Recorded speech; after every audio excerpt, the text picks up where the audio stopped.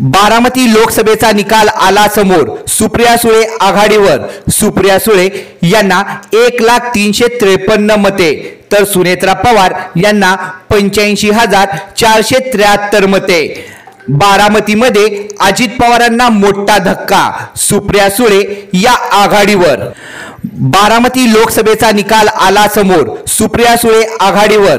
सुप्रिया सुळे यांना 1,03,53 मते तर सुनेत्रा पवार यांना 85,473 मते। बारामतीमध्ये अजित पवारांना मोठा धक्का। सुप्रिया सुळे या आघाडीवर।